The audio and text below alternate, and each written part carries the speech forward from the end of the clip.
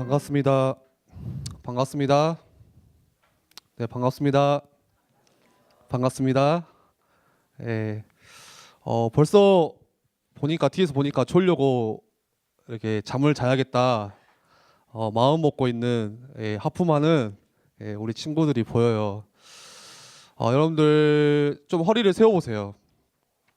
자세에 따라서 이 집중의 차이도 있는 것 같아요. 그래서 여러분들이 허리를 좀 세워보시고 짧은 시간 여러분들이 좀 말씀 집중했으면 좋겠고, 여러분들 오늘 예배하러 나왔죠. 하나님께 예배하러 나왔죠. 저 보려고 나온 거 아니죠. 뭐 친구들 만나려고 나왔을 수도 있지만 그게 목적은 아니죠. 여러분들 오늘 이왕 우리가 오늘 하나님 앞에 나온 거 여러분들이 조금만 생각을 바꿔서 아침부터 짜증나는 일도 있었을 거예요. 저도 아침에 좀 짜증났거든요. 교회 오는데 좀 마음이 짜증나더라고요. 배고파가지고 아침을 못 먹고 나오니까 좀 열받았어요.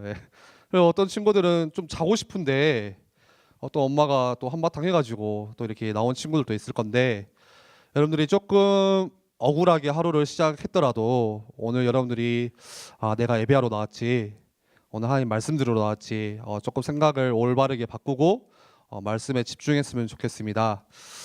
여러분들 선생님도 한번 봐보세요. 여러분들 담임 선생님 한번 세게 쳐다보세요. 한번 째려보세요. 선생님들 혹시 졸고 있지 않은지. 내일이 무슨 날이죠? 15일? 스승의 날. 여러분들 선생님들 어떤 친구는 자기 선생님 이름도 모르더라고요. 어떤 친구도 제 이름도 몰라요. 제 이름 몰라도 돼요. 근데 여러분들 선생님들 이름은 조금 아시면은 그건 A가 아니죠. 여러분들 선생님들 보면서 우리 한번 이렇게 표현했으면 좋겠어요. 선생님 감사합니다. 한번 해볼까요? 선생님들 보면서 선생님 감사합니다. 잘 안 되지만, 물론 감사한 게 없을 수 있지만 한번 해보세요.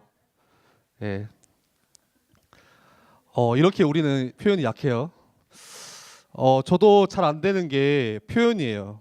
고마운데 사실은 고맙다고 말하는 게 그렇게 부끄럽고, 감사한데 감사하다고 이렇게 표현하는 게 이상하게 잘 안 돼요. 특히 뭐 A형이다 보니까 더 그런 것 같아요.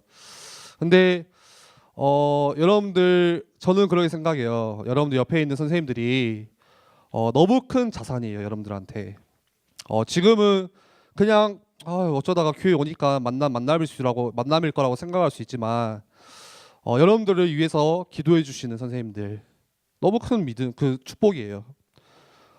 선생님들이 바라는 거는 다른 게 아니에요. 여러분들한테 뭐 오늘 카네이션을 달아달라, 선물을 내놔라. 요즘에 뭐 김영란법 생겨갖고 그거 하면 안 된다죠. 뭐 그런 거 바라는 게 아니라 단지 아주 작은 거 하나, 여러분들이 예배에 나오고 믿음 안에서 조금씩 성장하면서 자라나는 거. 그리고 아주 작은 거지만 선생님 감사합니다, 우리를 위해서 기도해 주셔서 정말 고맙습니다, 이렇게 표현하는 말 한마디가 선생님들은 진짜 기뻐할 거예요. 그쵸 선생님들? 아닌가 봐요. 그래서 여러분들 오늘 스승의 주일 좀 맞아서 여러분들이 선생님들께 그런 마음들 조금 표현했으면 좋겠어요.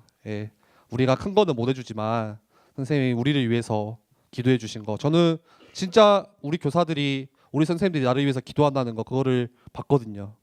그것 때문에 여러분들이 바뀔 수 있다는 희망을 저도 보았고요. 그래서 여러분들이 조금 오늘 선생님들께 감사한 그 표현들 좀 나눴으면은 좋을 것 같아요. 오늘 우리 마태복음 16장 24절 또 25절 말씀 같이 읽었죠. 여러분들 오늘 말씀 들으면서 집중해 보시고, 여러분들 이 말씀 들으면서 스스로에게 한번 질문해 보고 또 점검해 봤으면 좋겠어요. 성경을 보면은, 이 성경 하나님 말씀을 보면은 여러 가지 특징들이 나오는데, 그 한 가지가 하나님께서 쓰시는 사람이 있고, 오늘 제목이죠. 하나님께서 쓰시는 사람. 또 반대로 하나님께서 안 쓰시는 사람이 있어요. 두 가지의 부류가 있어요. 여러분들은 어떤 부류에 속하고 싶어요? 여러분들은 이왕 신앙생활 하는 거 하나님께 쓰임 받고 싶으세요? 아니면은 나는 그냥 하나님께 쓰임 받은 거 없이 그냥 편하게 살고 싶다 그렇게 생각하세요? 대부분 랩런트들은 신앙생활 하는 사람들은 그래도 하나님께 쓰임 받고 싶다 이렇게 생각하는 사람들이 꽤 많을 거예요. 오늘 그런데 여러분들이 랩런트로서 오늘 같이 예배하러 모였잖아요. 보통 제가 이렇게 출석 보면은 한 랩런트들 여러분들 한 60명, 5, 60명 이렇게 매주 와요. 뭐 선생님들까지 하면은 뭐 80명 이렇게 와요. 근데 여러분들 잘 생각해 보세요. 그 80명 중에서도 똑같이 랩런트로 너도 랩런트 나도 랩런트 같이 모였는데 어떤 사람은 하나님께서 쓰시는 사람이 있는가 하면 반대로 어떤 사람은 하나님께서 안 쓰시는 사람도 있어요. 여러분들 잘 아셔야 돼요. 그렇다면 하나님께서 어떤 사람을 쓰시고 어떤 사람을 안 쓰실까 궁금해지는 거죠. 하나님께서 어떤 사람을 그 기준이 쓰시는 기준이 도대체 무엇일까? 여러분들이 오늘 말씀을 통해서 그거를 발견했으면 좋겠어요. 그 기준이 뭘까요?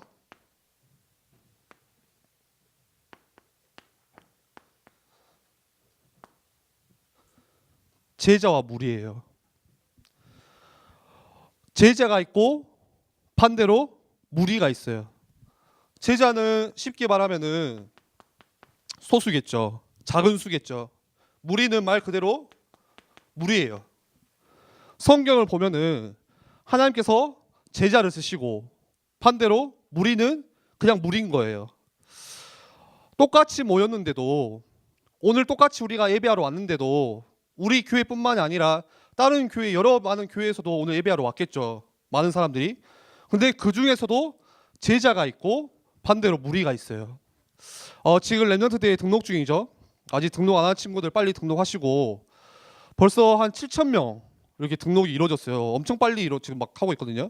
제가 지난주에 말했죠. 7,000번대 자리가 황금 자리예요. 예. 가장 잘 보이는 황금 뷰. 예. 그래서 여러분들 지금 등록하시면 돼요. 근데 제가 그 말을 하고 싶은 게 아니라 이번에는 한 랩런트 대회에 2만 명 생각하고 있어요. 그리고 담임 목사님은 2만 명을 기도하고 있어요. 저는 15,000명을 기도하고 있고. 예. 근데 2만 명이 모였는데 그 가운데서도 제자가 있고 또 그 가운데서도 무리가 있어요. 똑같이 등록헌금 37만 원 내고 왔어요. 똑같이 그 먹기 싫은 밥 도시락 먹고 있어요. 그렇게 같이 생활하는데도 제자가 있고 그 가운데 무리가 있어요. 교회도 마찬가지예요. 똑같은 두 사람이 교회를 다니는데 예배도 드려요. 같이 봉사도 해요. 찬양팀도 같이 해요. 훈련도 같이 받아요. 근데 어떤 사람은 제자로 서는가 반면 어떤 사람은 그냥 무리로 남는 사람이 있어요. 그렇다면 여러분들은 어디로 가실 거예요? 질문해 보세요. 그렇다면 나는 어디로 들어가야 될까요? 당연히 제자 속으로 가야겠죠. 당연한 거죠. 성경책을 보면은 성경에도 보면은 처음부터 예수님께서 제자와 무리를 구분하셨어요. 따로 세우셨어요, 제자를. 그리고 나머지 이 무리들은 예수님께서 메시지 하면은 막 모여가지고 구름대처럼 모여서 그냥 흩어지는 그게 무리거든요. 그냥 먹고 돌아가는 사람들. 그냥 예수님 메시지 듣고 아 좋다 아멘 하고 돌아가는 사람들. 그렇게 예수님께서도 제자와 무리 이 두 그룹을 분류했어요. 여러분들 집중해 보세요. 예수님께서도 12 제자를 따로 세웠죠. 그렇죠? 성경에 보면은 또 70인의 제자가 또 따로 있어요. 나중에는 120명을 또 따로 세워요. 로마서 16장에 보면은 진짜 복음 운동했던 진짜 일꾼들 제자를 또 따로 세워요. 그렇다면 무슨 기준으로 어떤 사람은 제자가 되는가 반면 어떤 사람은 무리가 될까요? 여러분들 주변에도 있어요. 저도 신앙생활을 하면서 같이 이렇게 지내다 보니까 어떤 친구는 굉장히 뭐 없어 보이는데 제자로 서는 친구가 있는가 반면 어떤 친구는 나름대로 막 열심히도 하고 막 해보는데 집도 좋고 사는데 무리로 남아있는 친구들. 여러분들 그 기준이 뭘까요? 그 기준이 오늘 읽었던 마태복음 16장 24절에서 그 키가 나와요. 우리 한번 같이 읽어볼까요? 마태복음 16장 24절 시작. 이에 예수께서 제자들에게 이르시되 누구든지 나를 따라오려거든 자기를 부인하고 자기 십자가를 지고 나를 따를 것이니라. 두 가지가 나와요. 첫 번째는 뭐죠? 자기를, 또 우리 중학교 1학년 친구들 부인이라고 하니까 나는 남편인데 남잔데 이렇게 생각할 수 있어요. 자기를 부인하는 사람. 두 번째는 뭐였죠? 자기의 뭐를 지는 사람? 십자가를 지는 사람. 전도사님, 십자가는 예수님이 지시잖아요. 왜 내가 십자가를 져요? 생각할 수 있는데 그 말이 아니에요. 여러분들, 오늘 제자의 기준이 이 두 가지예요. 이게 제자가 되는 키예요. 제가 분류한 게 아니라 오늘 예수님께서 말씀하신 누가 제자인지 누가 무리인지 분류하는 그 키는 자기 부인을 하는 사람. 두 번째는 자기 십자가를 지는 사람. 자기를 부인한다는 것은 무슨 말이냐면은 우리 늘 말씀 나눈 것처럼 내 중심이 아니라는 거예요. 내가 주인이 아니라는 것을 자기를 부인한다고 말하는 거예요. 잘 들어보세요. 내가 중심이면은, 내가 중심으로 가득하다면은 온통 내 모든 생각, 내가 하는 말들이 다 내 중심이에요. 그러겠죠. 내 생각이 다 옳아야 돼. 내 말이 다 맞아야 돼요. 이 친구와 이야기를 했는데 내 생각과 맞지 않다. 그러면은 거기서부터 이제 짜증이 나는 거예요. 답답한 거예요. 그리고 내가 중심이면은 어떻게 되냐? 내 것을 뺏기지 않으려고 철저하게 내 거를 챙기려고 해요. 그게 자기를 부인하지 않는 사람들의 특징이에요. 내 거 뺏기면은 여러분 어때요? 기분 나쁘죠. 그렇죠? 누가 나에 대해서 안 좋은 이야기를 하면 어떻게 돼요? 굉장히 기분이 나빠요. 그 이유가 뭐죠? 나를 부인하지 않기 때문에. 다시 말해서 내가 중심이기 때문에 그런 거예요. 조금만 나에게 싫은 소리 한다? 왜 그렇게 기분 나쁠까요? 우리가 왜 밤에 자려고 누우는데도 그렇게 기분 나쁜 이유가 뭐죠? 남들이 내 이야기를 하니까. 여러분들 자려고 누웠는데 복음 때문에 이 시대를 보면서 뭔가 전도가 안 되고 있는데 이 답답한 상황을 보면서 가슴 아프고 짜증이 난 적 있으세요? 없죠. 다 뭐죠? 누가 내 이야기 한 거 하루 종일 생각나. 왜 쟤는 저런 말을 했을까? 그렇게 계속 고민하고 짜증나는 거예요. 뭐죠? 자기를 부인하지 않는 거예요. 내가 다 맞아. 저도 제 성격이 내 중심이 강해요. 그러다 보니까 내 생각, 제 말이 맞다고 생각할 때가 꽤 많아요. 말은 안 하지만 대화를 하다 보면 부딪힌다 그러면 뭔가 답답해요. 저 사람은 왜 저렇게 생각하지? 그런데 생각을 조금 바꿨어요. 내가 틀렸을 수도 있구나. 내가 다 맞는 게 아니구나. 다시 말해서 내 생각이 아닌 거, 내 중심이 아닌 거, 이거를 내려놓는 거예요. 여러분, 정말 자기를 부인한다면은 상처받을 이유가 없어져요. 진짜 나를 부인하고 있다면은 기분 나쁠 거 별로 없어요. 내가 왜 여러분들 상처받고 내가 왜 기분이 나쁠까요? 내가 중요하니까 그런 거예요. 내게 너무 중요하니까. 내 것을 내려놓지 않으니까 그런 거예요. 그리고 두 번째로 내가 져야 할 십자가 누구에게나 있다고 예수님께서 말씀하세요. 이거는 뭐냐?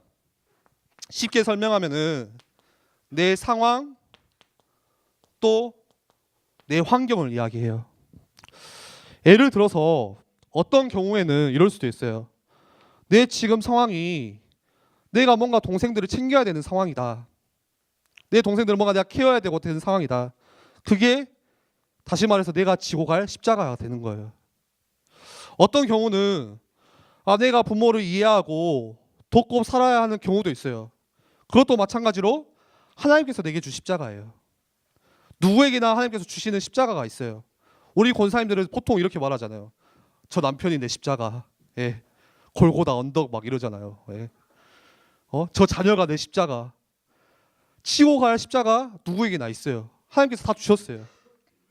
그런데 이것 때문에 내가 이렇다 저렇다 원망할 것이 아니라 하나님께서 내게 주신 십자가이기 때문에 여러분들이 지고 가야 되는 거예요. 오늘 말씀에서 그렇게 이야기하거든요. 또 어떤 경우는 내 부모님이 경제적으로 너무 어려워서 나를 못 도와줘요. 그런 집도 있겠죠. 내가 쓰고 싶은 거 제대로 못 쓰는 상황도 있어요. 그게 내가 져야 할 십자가예요. 주변 친구들이 다 똑같이 한다고 해서 나도 똑같이 하는 게 아니라, 막 핸드폰 애들이 또 바꾸고 옷 사고 한다 해서 나도 똑같이 돈 쓰고 그런 게 아니라, 조금 아낄 수 있는 거, 내가 소비하는 거 조금 줄일 수 있는 거, 그것도 내가 지고 갈 십자가 중에 하나가 될 수 있어요. 반대로 내가 경제적으로 여유가 있어요. 그런데 주변을 보니까 너무 힘든 친구들이 많아. 도와줘야 될 사람들이 너무 많아. 내가 나를 위해서 쓰는 게 아니라 이 친구를 위해서 좀 도와주고 챙겨주고, 그게 하나님께서 내게 주신 사명이고 내가 지고 가야 할 십자가가 될 수 있어요. 제자의 기준은 오늘 말처럼 지금 내 상황을 원망하는 게 아니라 나를 부인하고 하나님께서 내게 주신 십자가를 지고 가는 거, 이게 제자의 기준이에요. 그리고 제자와 무리의 몇 가지 차이점이 있어요. 그 첫 번째가 뭐냐? 무리는 원망해요. 무리는 불평해요. 무리는 여론을 따라가요. 여론이 뭔지 알죠? 사람들이 하는 말을 따라가요. 그런데 반대로 제자는 아주 간단해요. 말씀을 따라가요. 이게 제자와 무리의 특징이자 차이점이에요. 그렇다면 여러분들 스스로 답이 나오죠. 나는 지금 말씀을 따라가고 있는지, 아니면 나는 지금 말씀은 듣긴 들으나 실제로 사람들의 이야기를 따라가고 있는지. 그렇다면 내가 제자인지 무리인지 쉽게 알 수 있는 거죠. 무리는 항상 사람들이 뭐라고 하는지 그거 듣고 움직여요. 사람들 소문 따라서, 사람들이 수군수군 되는 것 따라서, 그것 따라서 왔다 갔다 하는 거예요. 그러나 제자는 하나님의 말씀을 들어요. 그래서 여러분들이 사람들의 이야기를 듣는 것이 아니라 말씀의 인도를 받고 성령의 인도를 받는 거 굉장히 중요해요. 특히 교회 안에서도, 교회 모이면은 나오는 이야기가 너무 많아요. 그쵸? 말씀을 우리가 포럼하고 모였을 때 은혜를 나누고 내가 전도를 어떻게 해야 되지 이거 이야기하는 게 아니라, 주로 교회에서 나오는 이야기, 야 쟤는 어떻더라, 얘는 어떻더라, 야 쟤 누구랑 연애한다더라. 주로 우리 가십거리 이야기 그거 많이 하잖아요. 아 쟤 옷 저거 입고 왔는데 저 짝퉁이더라. 쟤 뭐 저렇게 하냐. 주로 이런 이야기 하거든요. 흔한 가십거리. 그런데 특히 문제가 생기면은 더 많은 이야기가 왔다 갔다 해요. 그런데 여러분들 명심하세요. 그런 이야기들 듣고 흔들리지 말고 여러분들 이 말씀 조용히 듣고 따라가세요. 그게 제자예요. 출애굽 당시에 여호수아 갈렙이 나왔죠. 이스라엘 사람들이 밤새 이야기를 하는 거예요. 야 우리 다시 외국으로 돌아가자. 더 똑똑한 지도자를 다시 뽑아가지고, 쉽게 말해 다시 선거를 해서 뽑아서 그 지도자 세워서 우리가 다시 애굽으로 돌아가자. 밤새 이스라엘 백성들이, 그 많은, 다시 말해서 무리들이 그 이야기 나눴어요. 근데 여호수아 갈렙은 뭐 했죠? 조용히 하나님 말씀 따라갔어요. 하나님의 말씀의 인도를 받았어요. 그게 제자들의 특징이에요. 그리고 또 다른 차이가 있어요. 무리는 손해가 오고 어려움이 찾아왔을 때 어떻게 하냐? 떠나버려요. 도망가요.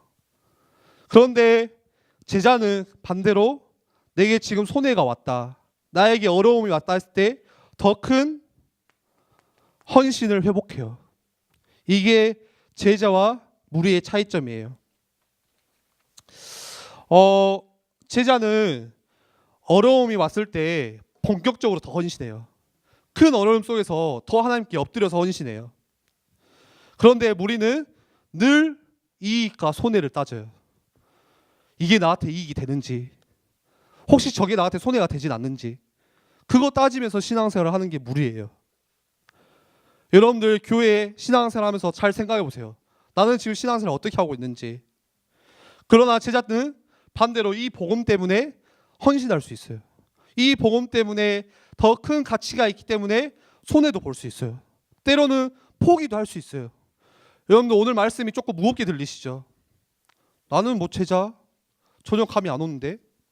근데 여러분들 잘 생각해 보세요. 여러분들 어디 그룹으로 들어가실 거예요?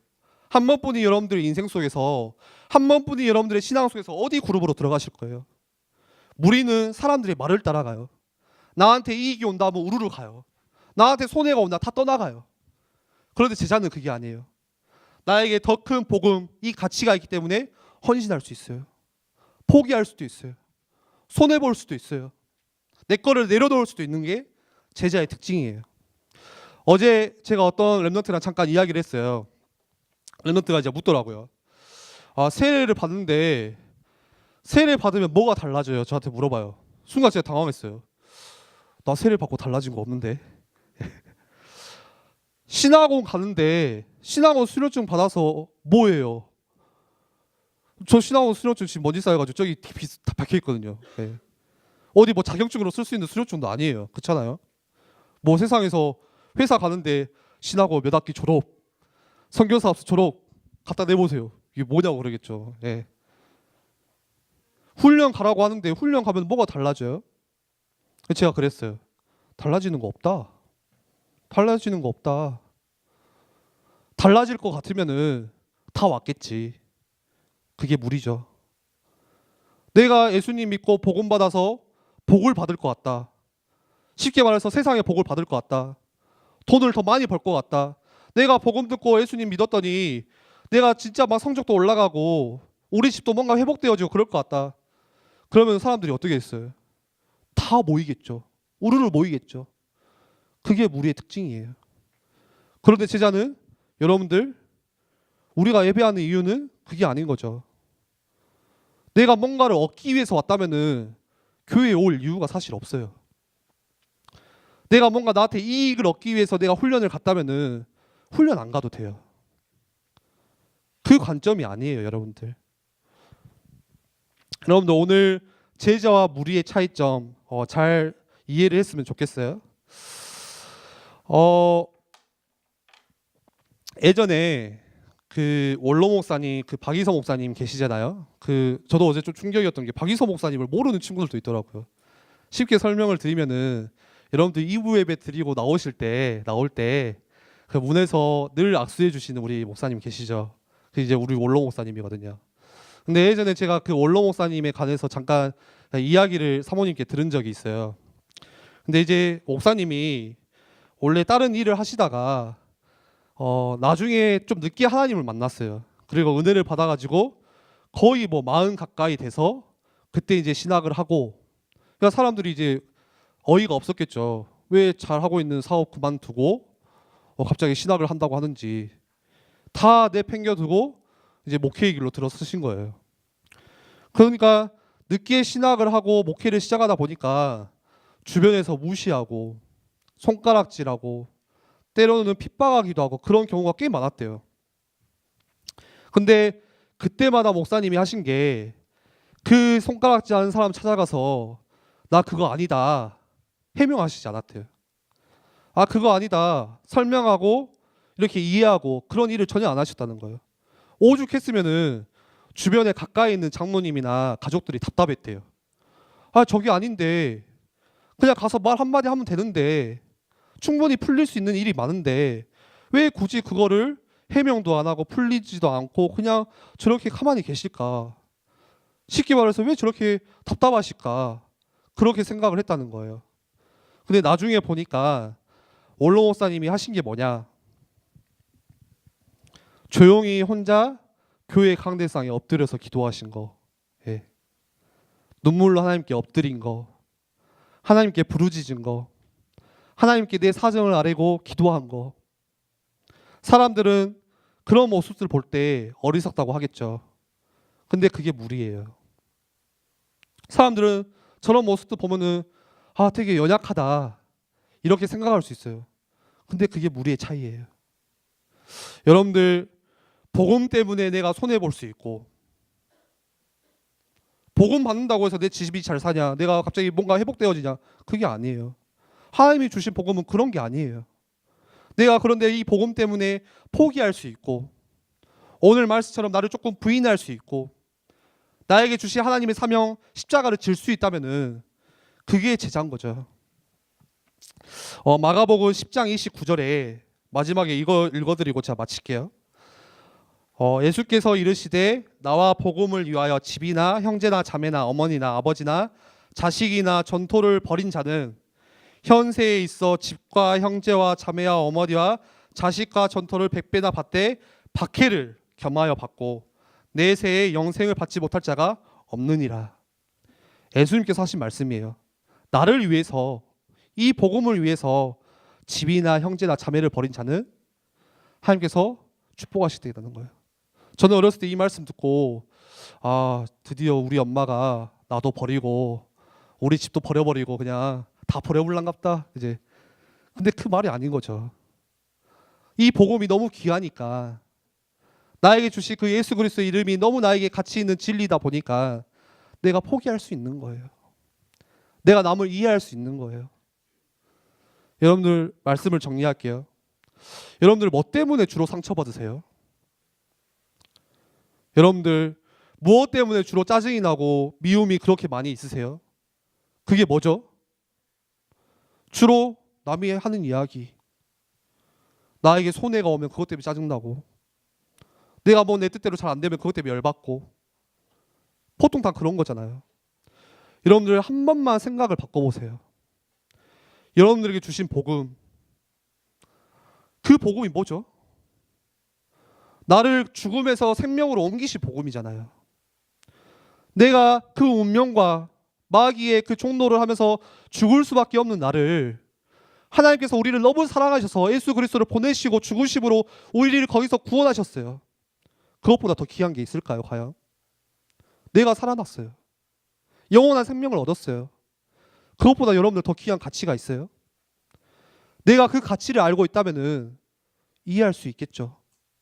지난주에도 말씀 나눴죠. 여러분들 그 부모님 원망하는 게 아니라 도울 수가 있어요. 나에게 주신 이 복음의 진짜를 안다면은. 내 주변 사람들 우리 쉽게 손가락질하고 잣대질하고 이게 맞다 저게 틀리다. 여러분들 학교에서 어떡하세요? 남들이 왕따 시키면 그 친구를 똑같이 왕따 하잖아요. 쟤는 저게 지저분해, 쟤는 성격이 이상해. 여러분들 무리로 사지 마세요. 여러분들에게 주신 이 복음 가지고 제자로 서세요. 여러분들에게 진짜 바라는 게 있다면은 저는 여기에 모인 모든 여러분들이 이 제자의 비밀 가졌으면 좋겠어요. 그리고 여러분들이 오늘 이 제자의 비밀을 알고 중요한 믿음의 고백들을 했으면 좋겠어요. 여러분, 제자는 내가 제자로 만들 수 없어요. 제가 여러분들을 또 무리로도 만들 수 없어요. 여러분들이 선택하시는 거예요. 여러 가지 뭐 제자의 프로그램이 있고 훈련이 있다고 하지만 여러분들이 진짜 이 선택의 길에서 여러분들이 선택하시는 거예요. 여러분들 이 자리에 있는 모든 분들이 제자의 비밀 가지고 있다면은 하나님께서 다 쓰시리라 확신합니다. 우리 같이 기도하겠습니다. 오늘 말씀이 조금은 여러분들에게 부담으로 느껴질 수 있지만 저는 진짜 기도하는 게 그거예요. 중고등부 여러분들 생각하면서 기도하는 게, 하나님 저 너무 연약한데 제가 어떻게 이 친구들 바꿀 수도 없는데 하나님 정말 힘주셔서 이 가운데 한 명이라도 진짜 올바르게 하나님께서 원하시는 제자로 키우고 싶습니다. 제가 늘 중고등부 생각하면서 기도하는 게 그 제목이거든요. 여러분들 오늘 말씀을 조금 생각하시면서 내가 이익 따라서, 사람들의 말 따라서, 손에 따라서 왔다 갔다 하는 무리의 삶이 아니라 나는 정말 이 교회와 복음운동을 위해서 내가 헌신해야겠다. 내가 이거 하기 위해서 살아야겠다. 이거 하기 위해서 내가 공부해야겠다. 이 고백을 오늘 시작하셨으면 좋겠어요. 이 믿음의 고백을 하는 순간 하나님께서 여러분들의 소리를 들으시고 여러분들의 인생을 붙잡고 여러분들의 그 인생을 이끌어 가실 거예요. 우리 같이 기도하겠습니다.